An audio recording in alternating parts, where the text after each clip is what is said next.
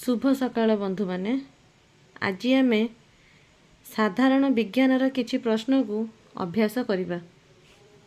प्रथम प्रश्नटी होउची निम्नलिखित समीकरण गुडी को समतुल कर।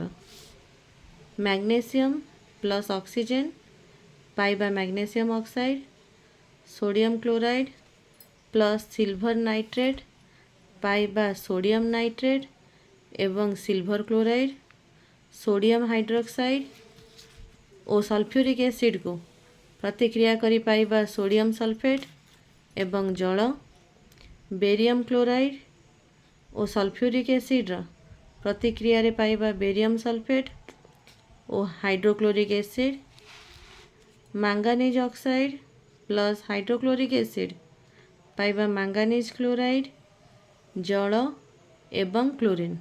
यही पांचटी समीकरण को समतुल करिवो। परवर्ती प्रश्न होउची केउ प्रकारर प्रतिक्रिया चिन्ह। तुमे माने बहुत प्रकारर रासायनिक प्रतिक्रिया पढ़ीच। निम्नलिखित थिबा समीकरण गुडी को प्रतिक्रिया को केउ प्रकार प्रतिक्रिया चिन्हाइबो।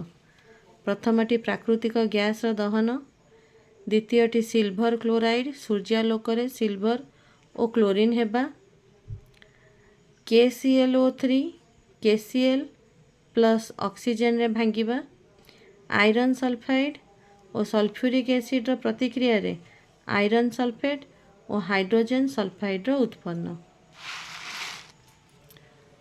परवर्ती आसिला लाइफ साइंस रो किछि प्रश्न। प्रथम प्रश्नटी होउची गोटे वाक्य रे उत्तर लेख।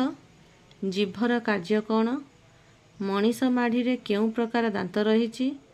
पित्तर कार्य कौन? बृहदंतरे कौन अवशोषण होइथाय? पाचक रस रे केउ प्रकार एंजाइम रहिछि? आलोक प्रक्रिया रे कौन उत्पन्न हुए? आलोक श्लेषण शक्ति कौन? शेष प्रश्नटी होउछि संपर्कित शब्दटी को लेख। ग्लूकोज श्वेतसार मध्य जहाँ संपर्क अछि, एमिनो एसिड सहित सेपरी कहार संपर्क रही। प्लाज्मोडियम अंतः परजीवी हेले उकुणी कौन? खाद्य नलीर द्वारा गलेट हेले श्वासनलीर द्वारा को कौन कहा जाए?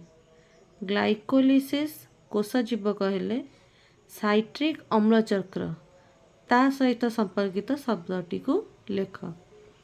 आज एतिकी अभ्यासर प्रश्न को लेखि समाधान कर और प्रैक्टिस रे रख। धन्यवाद।